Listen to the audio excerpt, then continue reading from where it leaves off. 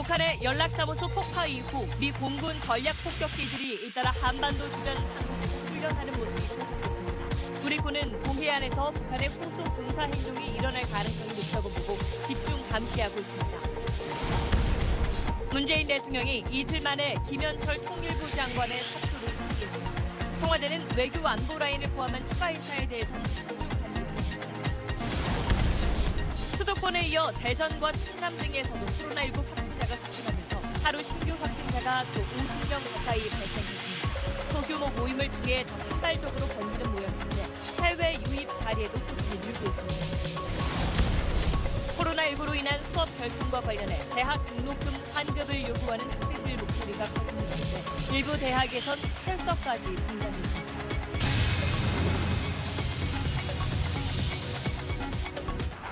나가지 말자니까. 한 바퀴 더. 현대수소전기차. 네, 북한이 개성 연락사무소를 폭파한 다음 날인 이번 주 수요일부터 미 공군의 전략 폭격기들이 한반도 근처로 날아와서 북한을 압박하고 있습니다. 수요일인 그제와 오늘 모두 넉 대가 출격해서 공중 무력 시위에 나선 겁니다. 우리 군은 북한이 동해안 쪽에서 미사일을 쏘거나 어떤 군사 도발을 할 가능성이 크다고 보고 감시를 강화하고 있습니다. 첫 소식 김태훈 국방전문기자. 오늘 러시아 공군과 민간항공 추적 사이트에 미 공군 전략 폭격기 B-52 2대가 일본 열도 북쪽에서 비행 훈련을 하는 게 포착됐습니다. 일본 가데나 기지 소속 주일 미군 공중 급유기로부터 연료를 공급받으면서 수시간 동안 한반도 주변 하늘을 누볐습니다. 오늘 동원된 B-52는 알래스카의 미 공군 전력으로 동북아까지 왕복 10,000km가 넘는 장거리 폭격 훈련을 한 겁니다. 그제는 알래스카에서 출격한 B-52 전략 폭격기 2대가 일본 열도 남쪽에서 훈련했다고 미 태평양 공군이 공개했습니다. 상대 레이더를 마비시킬 수 있는 전자전 항공기인 주일 미군 그라울러와 일본 항공자위대 전투기들도 가세했습니다. 정찰 항공기와 별도로 B-52 폭격기 넉 대가 북한이 남북 연락사무소를 폭파한 다음 날부터 하루 건너 북한 동쪽에서 공중 무력 시위를 한 겁니다. 하루 건너 지금 일본 근처에서 비행을 하고 있는데 간격이 상당히 짧은 편입니다. 사전 한반도 전략자산 전개를 위한 비행 훈련 차원으로 보여집니다. 개성공단과 비무장지대 지피에서는 북한 군들이 드문드문 포착되고 있습니다. 하지만 개성공단 주둔이나 철거지피 복원을 위한 본격적인 움직임은 아니란 게 군의 판단입니다. 군은 오히려 신포, 원산, 금강산 등 동해안을 집중 감시하고 있습니다. 미사일 시험 발사나 시설 폭파 같은 북한의 후속 군사 행동이 성동 격서식으로 동해안에서 나타날 가능성이 크다는 판단에서입니다. SBS 김태훈입니다. 북한이 그동안 닫아놨었던 서해 해안 포문 일부를 다시 열어놓은 모습이 오늘 낮에 연평도에서 포착됐습니다. 바로 연평도에 나가 있는 저희 취재기자 연결해서 자세한 내용 알아보겠습니다. 정윤식 기자, 북한 어느 지역에 있는 포문이 열린 게 확인된 건가요? 제가 있는 이곳 연평도 북쪽에서 약 10km 떨어진 북한 개머리 해안 지역입니다. 지금은 해무가 짙고 어두워져 관찰이 어려운데 오늘 낮 12시쯤 포문이 열린 모습이 취재진에게 포착됐습니다. 개머리 해안은 북한 황해남도 강령군 남쪽 지역의 해안가입니다. 산 아래 직사각형 모양의 검은 구멍이 여러 개 보이는데 이게 진지에 설치된 해안포 포문입니다. 평소에는 위장막으로 가려놓는데 검은 구멍 형태로 열려있는 모습이 확연히 눈에 띕니다. 저희 취재팀이 지난 16일부터 이곳 연평도에서 북한의 여러 해안 포문을 확인해 왔는데 어제까지는 다 닫혀 있었습니다. 오늘 처음으로 포문을 연 걸로 보입니다. 자, 우리 군도 당연히 그 모습을 지켜봤을 텐데 연평도 해병대는 뭐라고 하던가요? 연평도 해병대는 공식적으로는 포문 개방 사실을 확인해 줄 수 없답니다. 포문을 개방했더라도 그게 일시적인 건지 군사 도발의 전조인 건지 확인이 필요하다는 뜻으로 보입니다. 개머리 해안포는 과거에도 몇 차례 열려서 논란이 됐던 곳입니다. 동굴을 파는 식의 북한 해안포는 습기를 제거하기 위해 평소에도 포문을 열었다 닫았다 할 수 있다는 건데요. 다만 지금 같은 상황에서 열었다는 건 의도성이 있다는 게 군 관계자들의 평가입니다. 북한이 의도적으로 포문을 개방해 남북 간 긴장감을 고조시키려고 했을 의도로 보인다는 건데 한 군 관계자는 해안 포문에서 눈을 떼지 않고 있다고 했습니다. 지금까지 연평도에서 SBS 정윤식입니다. 청와대가 예의가 없다, 또 몰상식하다는 말을 써가면서 김여정의 담화를 비판한 지 이틀이 지났는데 오늘도 북한은 이렇다 할 반응을 보이지 않았습니다. 대신 조선중앙통신 논평을 통해서 남한 정부가 적반하장의 극치라고만 했습니다. 이걸로 넘어가겠다는 건지 아니면 또 뭔가 강한 조치를 준비하고 있는 건지 김수영 기자가 분석해봤습니다. 청와대의 강력한 대북 비판이 나온 지 만 이틀이 지난 오늘 오후 북한 조선중앙통신이 논평을 냈습니다. 공동연락사무소 폭발을 비상식적인 행위라 비판한 우리 정부를 향해 분별을 잃었다고 맞받았습니다. 또 사태를 악화시킨 건 오히려 남한 정부라며 적반하장의 극치라고 했습니다. 하지만 이걸 청와대의 대북 비판에 대한 직접적인 반응으로 평가하긴 어렵습니다. 청와대가 작심하고 사용한 몰상식, 사리분별 못한다는 표현에 대한 언급도 없었습니다. 또 그동안 북한 당국자들이 잇따라 실명 담화를 냈던 것과 형식도 다릅니다. 예상치 못한 청와대 강경 대응의 의미를 분석하는데 시간을 들이면서 숨고르기 중이란 분석이 나옵니다. 우리 척을 탐색하면서 점지고 단계적으로 행동 조치를 할 것으로 전망합니다. 그러나 북한의 실제 군사행동과 강력한 입장 표명은 시간 문제일 뿐이라는 게 일치된 분석입니다. 나름대로 그간 쏟아냈던 말들을 이행하는 준비 과정을 거치고 있지 않나 싶어요. 북한이 군사행동을 위해 당 중앙군사위 승인을 받을 것이라고 한 만큼 조만간 열릴 당 중앙군사위의 결정이 사태 확산의 고비가 될 전망입니다. SBS 김수영입니다. 군사 행동을 예고한 북한을 향해서 미국은 경고 수위를 높이고 있습니다. 앞서 전해드린 대로 미 공군 전략 폭격기를 한반도 근처로 보낸 데 이어서 한미 연합 군사훈련 재개 가능성도 언급했습니다. 워싱턴 특파원을 연결해 보겠습니다. 자, 김윤수 특파원, 먼저 한미 연합 군사훈련 이야기는 어디서 나온 건가요? 네, 데이비드 헬비 미 국방부 인도태평양 안보차관보 대행이 전화 인터뷰를 하면서 이런 말을 했습니다. 한미 연합훈련 재개와 함께 전략자산 전개 문제도 언급했는데요. 헬비 차관보 대행은 앞서 나가길 원치 않는다 이렇게 말하면서도 이 두 가지 문제를 한국과 지속해서 이야기하고 있다고 말했습니다. 이 북한이 비상한 위협을 가하고 있는 상황이라면서 이런 설명을 한 겁니다. 북한이 남북 연락사무소를 폭파한 이후에 이 미국 국방당국이 공개적인 언급을 한 건 처음인데요. 레드라인은 넘지 말라 이런 경고로 들립니다.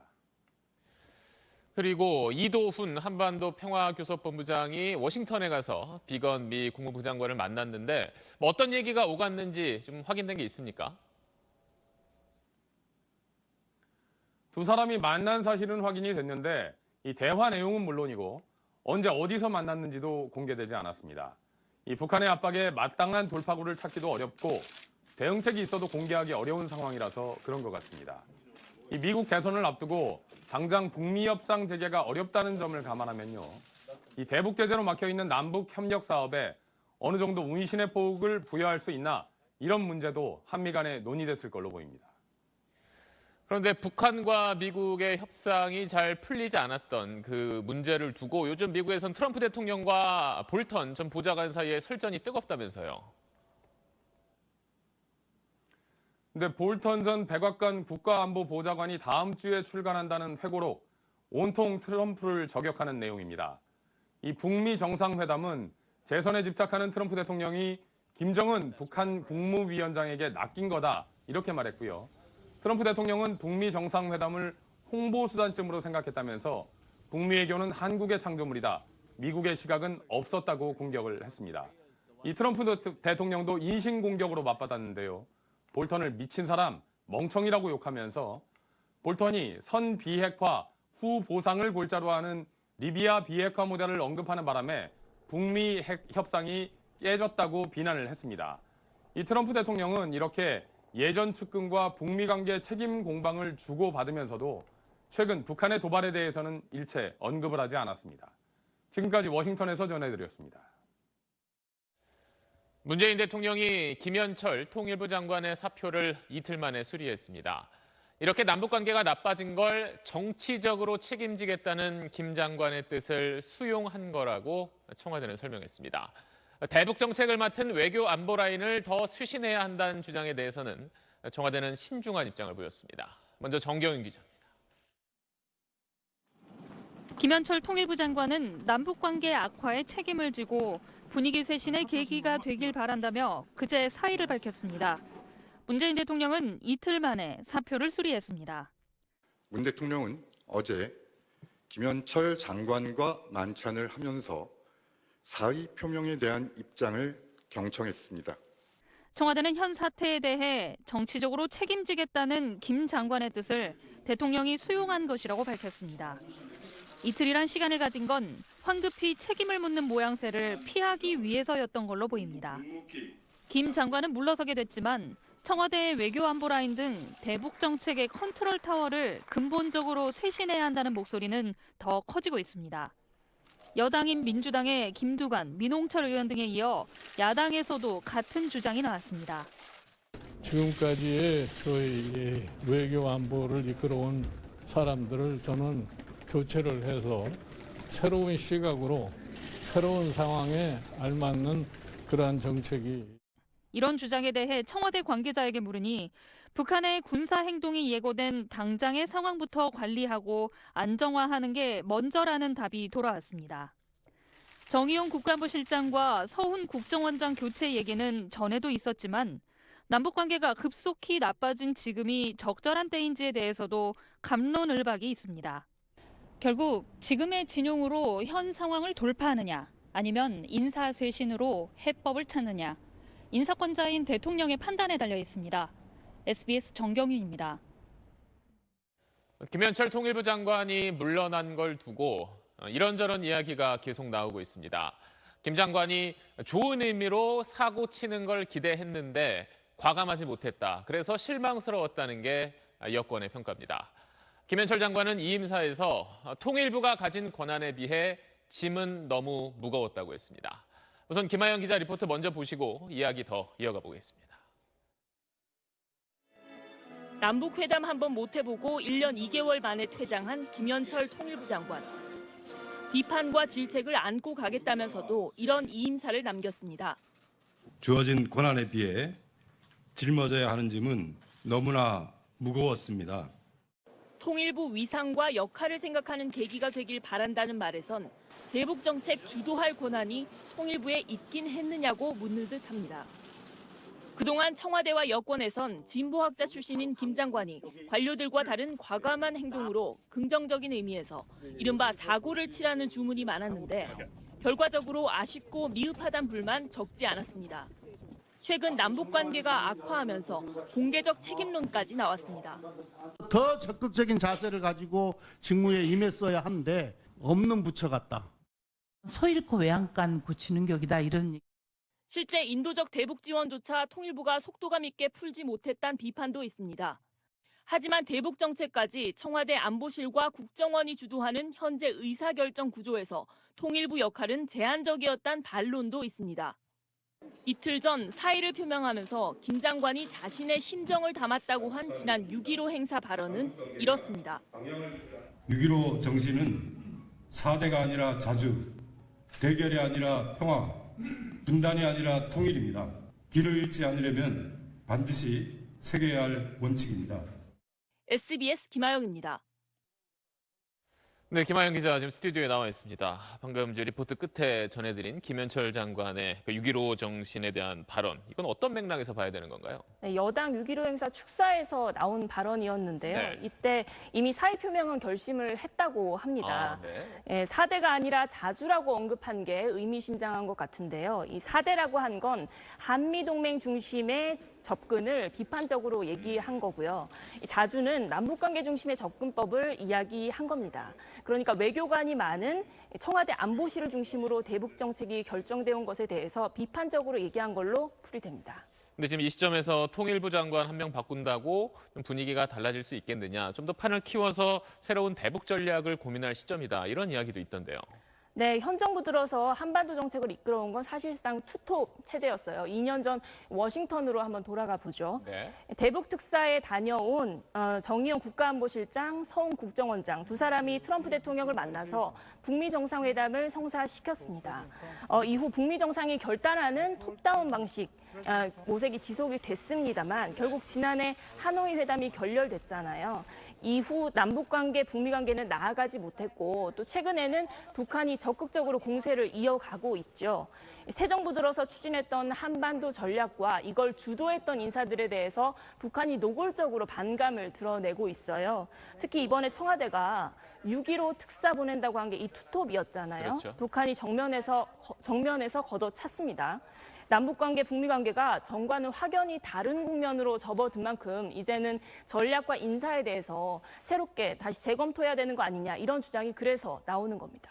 그렇다고 해도 우리가 뭐 북한 반응을 보면서 계속 우리 정부 전략이라든지 인사를 계속 검토할 수는 없는 거잖아요.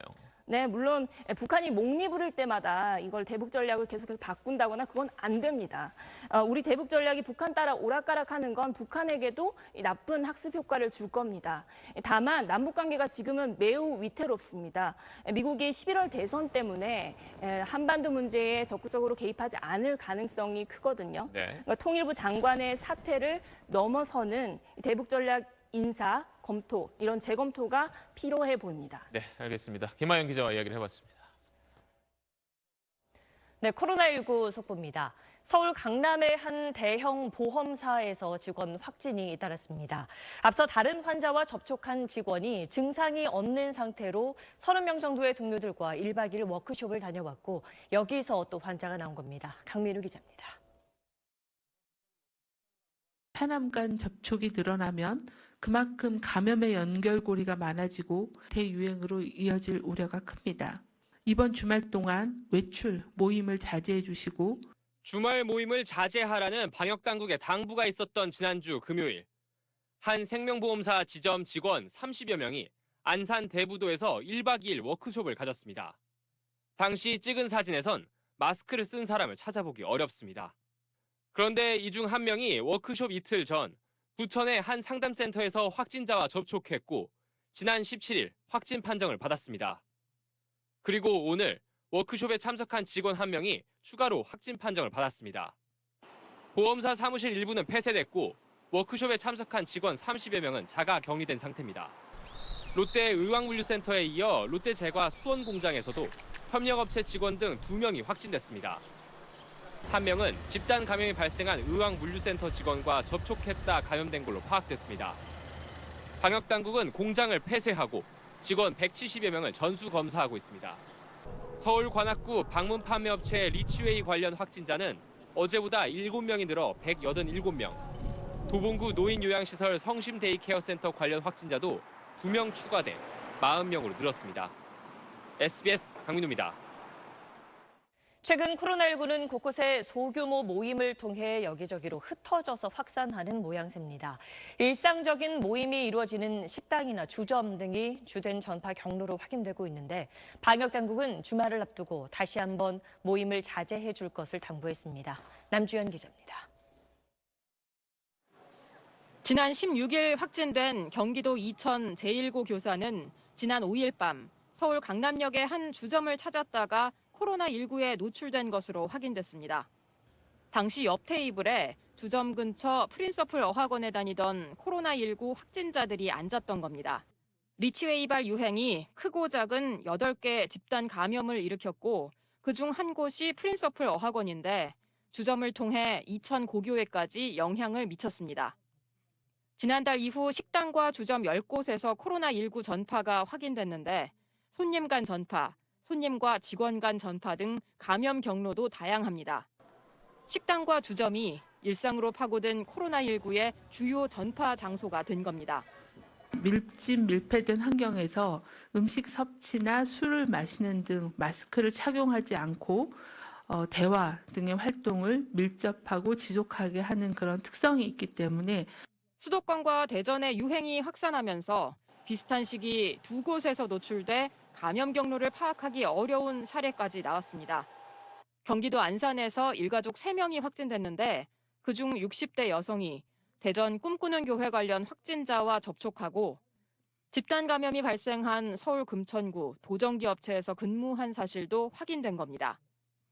어느 쪽에서 감염이 시작됐는지 확인되지 않은 가운데 곳곳에서 드러나지 않은 지역사회 전파가 진행 중인 것 아니냐는 우려가 커지고 있습니다. SBS 남주현입니다. 네, 세계 코로나19 상황도 살펴보겠습니다. 지금까지의 누적 환자를 보면 미국과 브라질이 있는 미주 대륙과 유럽의 확진자가 전체의 80% 정도에 이릅니다. 그런데 최근의 추세는 다릅니다. 중동과 동남아시아, 즉 중국 외 아시아 국가에서 환자 수가 가파르게 늘고 있습니다. 이런 가운데 어제 방글라데시에서 우리나라로 입국한 내 외국인 9명이 확진 판정을 받았습니다. 같은 비행기를 타고 입국해 전국 각각의 거주지로가 검사를 받은 건데요. 조동찬 의학 전문 기자가 자세히 전해드립니다. 국외 유입 코로나19 환자는 최근 다시 느는 추세입니다. 중국의 아시아 국가, 그중에서도 방글라데시와 파키스탄이 가장 많습니다. 어제 국외 유입 코로나19 환자 17명 중에서도 방글라데시 입국자가 6명, 파키스탄이 5명이었습니다. 방글라데시는 오늘도 3명이 더 추가됐습니다. 기내 감염이나 입국 과정에서의 감염보다는 해당 국가에서 감염된 상태로 또는 무증상 또는 경증 상태로 입국하신 거라고. 방글라데시와 파키스탄은 4월까진 코로나19가 잠잠했지만 5월 이후 급격히 환자가 늘면서 세계 2차 대유행의 새로운 진원지가 될 수도 있다는 우려까지 나오고 있습니다. 보건당국은 농어촌의 일손 수요 때문에 원래 이맘때 방글라데시, 파키스탄 노동자 유입이 많았는데 이들 국가의 코로나19 유행 시기와 겹치면서 국내 유입 환자가 늘어난 것으로 분석했습니다. 조기 차단에 실패하면 농어촌 코로나19 확산의 불씨가 될 수도 있다는 겁니다. 이를 막으려면 해당 국가로부터 일정 기간 입국 자체를 막는 게 가장 좋겠지만 현실적으로 어렵다면 입국자 관리와 함께 농어촌 고령 인구에 대해 선제적 진단 검사를 시행하는 것도 고려해야 할 것으로 보입니다. SBS 조동찬입니다. 다음 소식입니다. 오늘 민주당 지도부에서 윤석열 검찰총장이 사퇴해야 한다는 주장이 나왔습니다. 검찰총장은 2년 임기가 보장돼 있다고 해도 지금처럼 계속 갈등이 있으면 물러나는 게 맞다는 겁니다. 민주당은 공식 당론은 아니라고 했지만 검찰에 대한 여당 지도부의 강경 기류를 단적으로 보여주고 있습니다. 먼저 고정현 기자입니다. 윤석열 검찰총장이 물러나야 한다고 주장하고 나선 건 여당 지도부 일원인 오선의 서른 최고위원입니다. 하루 이틀도 아니고 벌써 지금 장관하고 각을 세운 지가 얼마나 오래됐어요. 이런 상황이 일어난다면은 적어도 책임 있는 자세를 갖춘 사람이라면 그만두고 나라는 물러가겠어요. 검찰총장 2년 임기 보장과 상관없이 갈등이 일어나면 물러나는 게 상책이라고 했습니다. 한명숙 전 총리 사건 수사 과정에서 검찰이 위증을 교사했다는 의혹을 어디서 어떻게 조사할지를 두고 추미애 법무장관과 윤석열 검찰총장이 부딪히다 급기야 법무장관이 대검 감찰부에서 조사하라고 지시하는 상황까지 갔으니 검찰총장이 물러나야 한다는 겁니다. 다른 여당 최고위원도 검찰을 압박했습니다. 감찰을 무마하려는 의도가 없다면 이 지시에 따라서 독립적인 감찰이 이루어질 수 있도록 대검은 보장해야 할 것입니다. 그러나 윤 총장 사퇴 주장은 설 최고위원의 사견이고 당론은 아니라는 게 민주당 입장입니다. SBS가 취재한 여당 법사위원들 중에도 사퇴 주장에 동의하는 의원은 없었습니다. 내년 7월까지 법으로 임기 2년이 보장된 검찰총장더러 중도에 사퇴하라고 하는 건 부적절하고 검찰 개혁에도 도움이 되지 않는다는 의견도 있었습니다. 그러나 여당 지도부에서 검찰총장 사퇴 주장이 공공연히 나오는 상황은 검찰에 대한 민주적 통제를 명분으로 한 여권의 압박이 더욱 거세질 거란 걸 또 한 번 분명히 보여주고 있습니다. SBS 고정현입니다. 자, 윤석열 총장이 지시했던 걸 어제 추미애 법무장관이 뒤집은 데 이어서 오늘은 여당에서 검찰총장이 물러나라는 이야기가 나왔습니다. 여기에 대해 검찰은 뭐라고 하는지 취재 기자를 연결해 보겠습니다.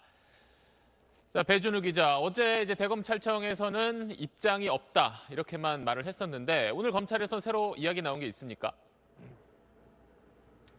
네, 결론만 말하면 대검찰청 입장 어제와 다르지 않습니다. 내놓을 입장이 없다, 정해진 게 없다며 연이틀 반응을 보이지 않고 있습니다. 윤석열 검찰총장이 추 장관의 지시를 이행할지 여부도 명확하게 밝히지 않고 있는데요. 검찰 내부에선 추 장관의 지시를 비판하는 목소리가 나오고 있습니다.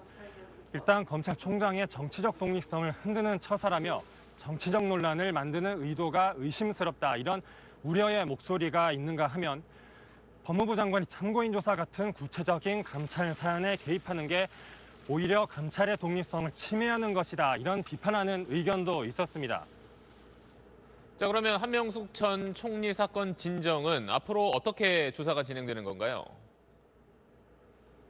네, 이 부분도 추미애 장관의 지시에 대한 윤석열 총장의 입장이 나와야지 보다 명확해질 것으로 보입니다. 일단 법무부의 설명을 들어보면 추 장관 지시의 취지는 이런 겁니다. 대검감찰부가 서울중앙지검 조사를 거부한 재소자 한모 씨를 먼저 조사하고, 그리고 중앙지검 인권감독관이 나머지 의혹을 조사한 뒤에 그 결과를 대검감찰부로 넘기라는 겁니다. 이에 대해서 중앙지검 인권감독관은 지휘 라인인 대검의 지시에 따르겠다는 건데 여기에 윤 총장이 침묵하고 있는 겁니다. 특히 이번 사건을 놓고 추 장관과 윤 총장의 신경전이 가열되고 있다, 또 정면 충돌 양상이다, 이런 해석들이 나오고 있는데요. 오는 20일, 그러니까 다음 주 월요일 청와대 회의에 두 사람이 참석할 예정이기 때문에 이에 앞서서 윤 총장이 입장문을 낼지 관심이 쏠리고 있습니다. 지금까지 대검찰청에서 전해드렸습니다. 네, 코로나19 때문에 집에서 음식 시켜 먹는 사람이 늘면서 요즘 거리에서는 배달 오토바이들이 많이 보입니다. 그런데 일부 오토바이 운전자들이 신호를 지키지 않고 빠르게 내달리는가 하면 아이들 많은 학교 앞에서도 위험하게 운전을 하고 있습니다. CJB 박원 기자가 취재했습니다. 청주 솔밭초등학교 사거리입니다. 스쿨존임에도 불구하고 배달 오토바이들이 굉음을 내며 쌩쌩 내달립니다. 정지선은 무시되기 일쑤고 횡단보도에서도 사람들 사이를 헤집고 다닙니다. 속도를 줄이지 않은 채 인도 위를 달리는 아찔한 장면도 목격됩니다. 불법 유턴은 예사로 여기고 아무데나 오토바이를 세워둬 차량 통행을 방해합니다. 주문을 확인하는지 운전 중에 휴대전화를 조작하는 일도 다반사입니다. 한 콜, 두 콜, 두 콜, 세 콜에 자꾸 다니다 보면 어쩔 수 없이 이제 빨리 또 음식은 빨리 손님들은 빨리 갖다 드려야 되니까. 도로 위에 설치된 단속 카메라는 오토바이에게는 무용지물입니다. 제가 지금 취재를 시작한 지 이제 10분 정도가 지났는데요. 신호 위반과 불법 유턴 등 이륜차 법규 위반 행위만 벌써 10건 넘게 확인했습니다. 무엇보다 초등학교 앞이라 학부모들의 불안감은 말로 다 할 수가 없습니다. 횡단보도 이렇게 초록불인데도 오토바이도 같이 건너버리고 이러면 애들은 이렇게 위기 대처 능력이 어른보다 떨어지니까. 이륜차 특별 단속에 나선 충북경찰은 한 달 만에 645건의 불법 행위를 적발했습니다. 하지만 단속이 끝나자마자 배달 오토바이는 다시 무법 질주를 벌이며 시민들의 안전을 위협하고 있습니다. CJB 뉴스 박원입니다. 미국의 한 상점에서 일하는 한인 직원이 흑인 남성에게 가게 안에서는 마스크를 써달라는 말을 했다가 마구 폭행을 당했습니다. 코로나가 퍼진 이후 미국에서는 아시아 사람들을 증오하고 차별하는 범죄가 크게 늘고 있습니다. 김정기 기자가 전하겠습니다. 미국 뉴욕주의 한 상점에서 한인 직원 김모 씨가 흑인 남성에게 마스크를 써달라, 쓰지 않을 거면 나가달라고 요구합니다. 분위기가 험악해지더니 흑인 남성이 다짜고짜 주먹을 휘두르고 발길질까지 합니다. 흑인 남성은 넌 어디서 왔느냐, 너 같은 사람들 때문에 마스크를 쓰진 않겠다며 직원 얼굴에 침까지 뱉었습니다. 처음엔 갔는데 여기저기 얼굴이 너무 많이 부어있어서 너무 속상해가지고 사실은 코 밑이랑 입은 좀 찢어져서 피가 계속 브리딩 했거든요. 뉴욕의 또 다른 편의점에선 한 백인 남성이 이민자들 때문에 코로나19 사태가 터졌다고 소리 지른 뒤 이를 촬영하는 한인 남성을 밀쳐 넘어뜨렸습니다. 지난 2월부터 4월까지 아시아인을 대상으로 한 인종차별 범죄 신고 건수는 모두 117건으로 지난해 같은 기간보다 10배 넘게 늘었습니다. 늘어나는 미국 내 인종 증오를 걱정해야 할 트럼프 대통령은 오히려 부추기는 듯한 발언을 이어가고 있습니다. 코로나 바이러스를 일부러 중국 바이러스라 매번 부르더니 이번엔 중국이 경쟁국의 경제를 망치기 위해 일부러 코로나19를 나라 밖으로 퍼뜨렸을 가능성이 있다고 주장했습니다. 개인적인 느낌이라고 근거는 없다고 전제했는데 대통령이 음모론의 유포자가 됐다는 비판이 나오고 있습니다. SBS 김정기입니다. 인구가 많고 또 핵무기를 가지고 있는 두 나라, 중국과 인도의 관계가 요즘 심상치 않습니다. 며칠 전 두 나라 군인들이 국경에서 충돌해서 수십 명이 숨진 일이 있었는데 분위기가 갈수록 험악해지고 있습니다. 그 배경을 베이징 정성엽 특파원이 짚어드리겠습니다. 히말라야 국경 지역에서 중국군과 충돌로 숨진 인도군 장교의 장례식에 수천 명이 모였습니다. 지난 15일 인도 북부 라다크 지역에서 발생한 양국 군인의 무력 충돌로 인도군 20여 명, 중국군 수십 명이 숨졌습니다. 국경 순찰 때는 무기를 소지할 수가 없어서 난투극과 투석전이 벌어졌는데 중국군이 못이 박힌 쇠막대를 휘둘렀다는 주장도 나왔습니다. 3,488km 국경을 맞댄 양국 군인의 충돌은 어제 오늘 일이 아닙니다. 거의 매년 국경 곳곳에서 난투극을 벌이며 몇 달 동안 대치가 이어진 경우도 있습니다. 1962년에 국경 문제로 전쟁까지 치렀지만 여전히 명확한 국경선 없이 실질 통제선을 서로 유리한 대로 주장하다 보니 충돌이 끊이지 않는 겁니다. They should strictly respect and observe the line of actual control and not take any unilateral action. 印方部队严重违反双方共识，越线非法活动。 45년 만에 사망자가 발생한 이번 충돌 후 양국은 대외적으론 대화로 문제를 풀겠다면서도 국경 지역에선 대규모 군사훈련을 진행하며 분위기를 더욱 험악하게 만들고 있습니다. 중국은 아예 인도 국경에 격투기 부대를 배치해 이후 난투극에 대비하고 있습니다. 인도 곳곳에선 반중국 시위가 이어지며 중국산 불매운동으로 맞서고 있습니다.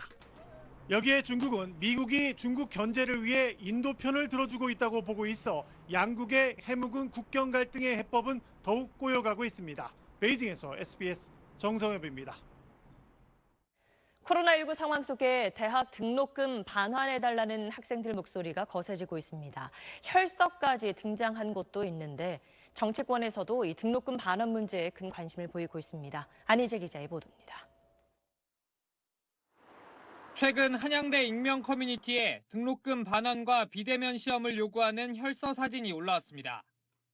학교 관계자가 비대면 시험을 요구하는 학생들에게 혈서를 받아오면 검토하겠다고 말한 사실이 알려지자 학생들이 혈서로 항의한 겁니다. 연세대 커뮤니티에도 10만 원씩 학교에 더 내 온라인 수업질을 높이자는 말은 왜 안 하냐는 학교 관계자 발언을 꼬집는 혈서가 올라왔습니다. 시스템적으로 변화가 있어야 한다라는 절박한 마음을 표현한 것이라고 생각을 하고요. 수업에서의 피해 사례들이 너무 많기 때문에. 건국대가 등록금 일부 환불 방침을 정하면서 다른 대학 학생들의 환불 요구도 거세진 상황. 여당은 3차 추경 예산에 등록금 환불 재원을 넣는 방안을 추진하고 있고 야당도 같은 목소리를 냈습니다. 등록금 반환 요구를 엄중하게 받아들이고 있습니다. 3차 추경 심사에서 이와 관련한 방안이 반드시 논의되고 반영되어야 한다는 점에 뜻을 모았습니다. 교육부는 재정 지원을 통해 등록금 환불을 유도하는 방안을 제안하면서 각 대학의 자구 노력이 병행돼야 한다고 밝혔습니다. 기획재정부는 많은 대학이 반환 결정을 하지 않은 상태에서 재정 지원을 언급하는 건 현 단계에서 적절하지 않다고 밝혀 접점을 찾을 수 있을지 주목됩니다. SBS 안희재입니다. 코로나19 여파로 일회용품 사용이 늘고 재활용 쓰레기 수출길은 막혀 걱정이 크다는 소식 전해드렸습니다. 정부가 폐기물 공공비축 방안을 내놨지만 사정이 나아지지 않고 있어서 8월 쓰레기 수거 대란이 벌어질 거란 말도 나오고 있습니다. 박병일 기자가 취재했습니다. 충북 청주에 있는 한 고층 아파트. 지하 주차장 한쪽에서 재활용 폐기물 수거 작업이 한창입니다. 코로나 사태 이후에 네. 어때요? 좀 1.7배 정도 나온 것 같아요. 코로나 이후에 어떤 게 또 많아요? 이제 비누류가 많이 나왔죠. 이 아파트 2천 가구에서 한 주에 나온 플라스틱과 비닐 폐기물만 대형 자루로 50개나 됩니다. 대단해요. 뭐 다 택배로 많이 시켜 먹은 거 그런 것이 굉장히 많아요. 배달 음식에서 쓰는 플라스틱 용기는 얼마나 될까? 직접 음식을 시켜봤습니다.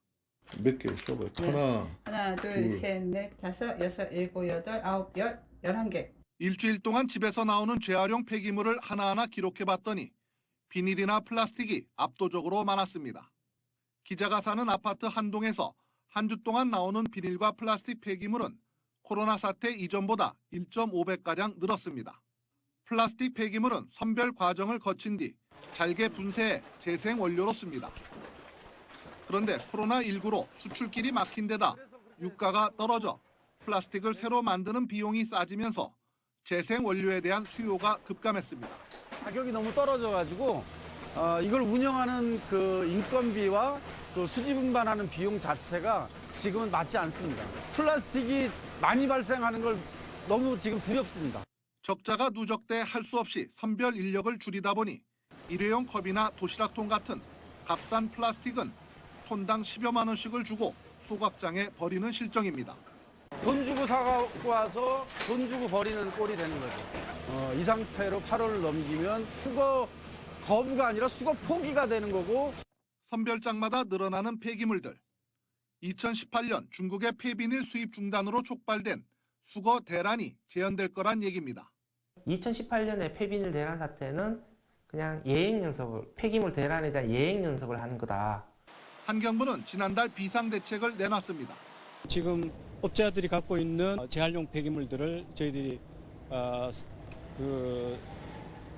선매를 하는 겁니다. 플라스틱 폐기물 10,000톤 정도를 정부가 사들여 보관하겠다는 건데 임시 방편에 불과합니다. 10,000톤은 한 달짜리도 안 됩니다. 한 달짜리도 안 되는 대책을 내놓고 정부는 할 일 다 했다. 이거 말이 안 되는 거죠. 전문가들은 이런 상황이 계속되면 쓰레기 수거 대란이 불가피하다며 정부나 지자체가 공공수거를 위한 재정을 미리 준비하는 등 추가 대책 마련이 시급하다고 말합니다. SBS 박병일입니다. 네, 식당이나 상점에서 많이 쓰이는 100리터짜리 종량제 쓰레기 봉투입니다. 워낙 크고 무거워서 환경 미화원들 골병 들게 한다는 지적이 나오는데 산재를 당한 미화원의 15%가 쓰레기 들다가 다쳤다는 조사 결과도 있습니다. 환경부는 지난해 쓰레기가 많이 나오는 사업장은 100리터 봉투를 쓰지 말라고 권고했지만 아직도 절반 가까운 지자체가 100리터짜리 봉투를 쓰고 있습니다. 정준호 기자가 짚어봤습니다. 음식점과 술집이 많은 골목, 쓰레기 봉투 절반 가까이가 100리터짜리입니다. 혼자 힘으로 역부족. 땅바닥에 질질 끌다 둘이 들어 싣습니다. 100리터짜리 쓰레기 봉투입니다. 제가 한번 들어보겠습니다.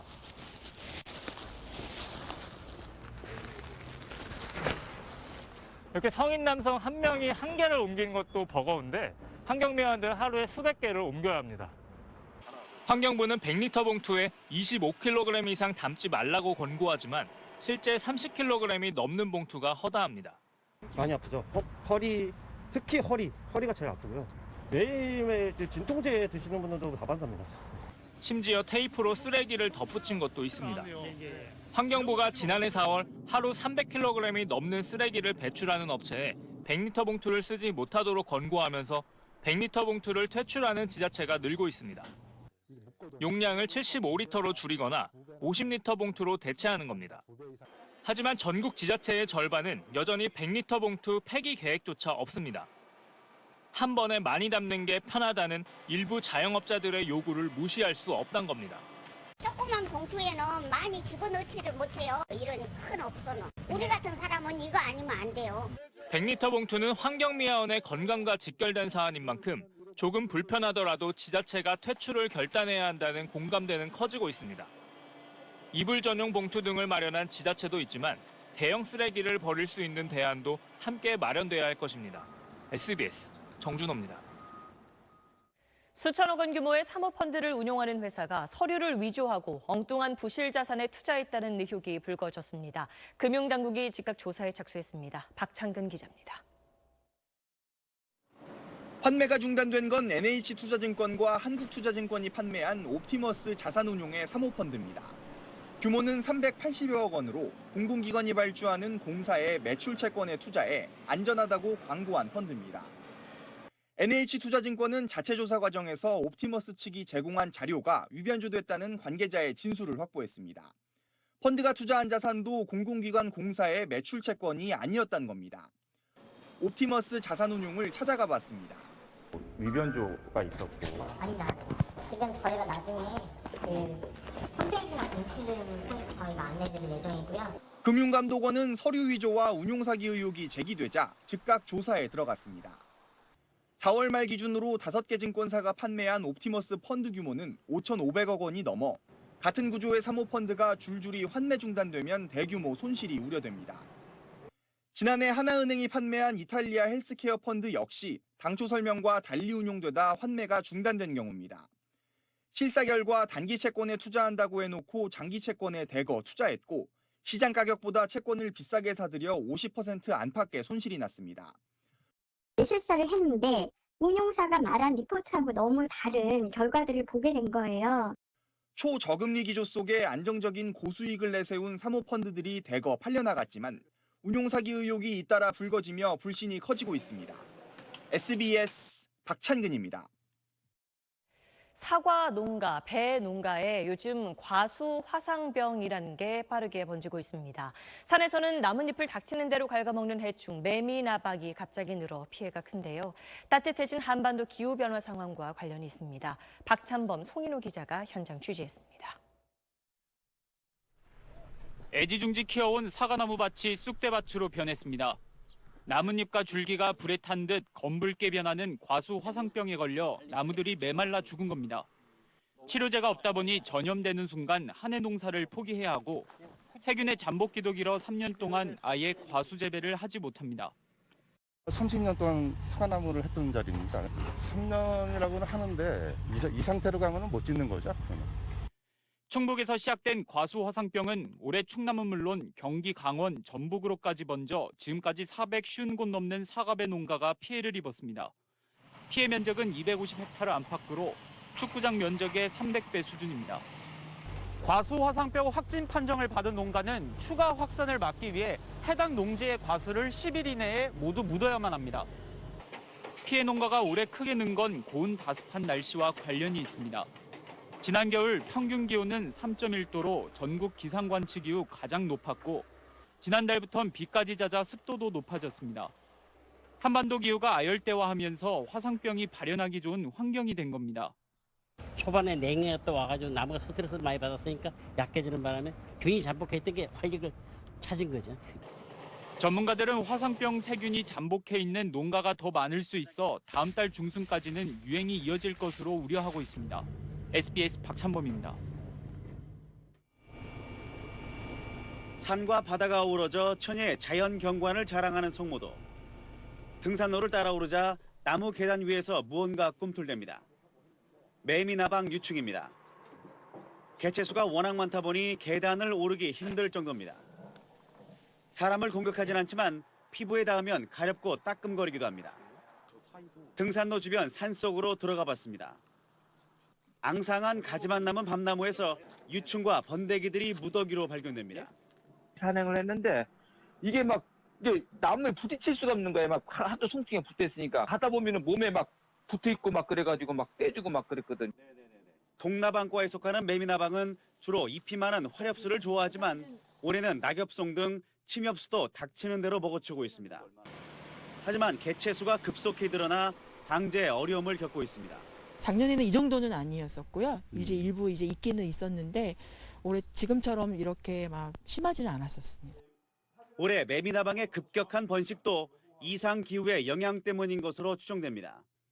피해가 집중된 수도권과 강원, 충청, 경북 지역의 올 1, 2월 평균 기온은 10년 전과 비교해 2도 이상 높아졌습니다. 겨울 기온이 높게 되면은 이제 그 매미나방이 월동을 할 때 월동 치사율이 낮아지게 되거든요. 살아남은 알들이 다 부화에 성공하게 되면 밀도가 높아지게 되는 것이죠. 다양한 나무 품종에 적용할 수 있는 매미나방 유충용 친환경 방제약품은 아직 개발되지 않아 피해 확산을 막기 위한 산림당국의 고민이 깊어지고 있습니다. SBS 송인호입니다.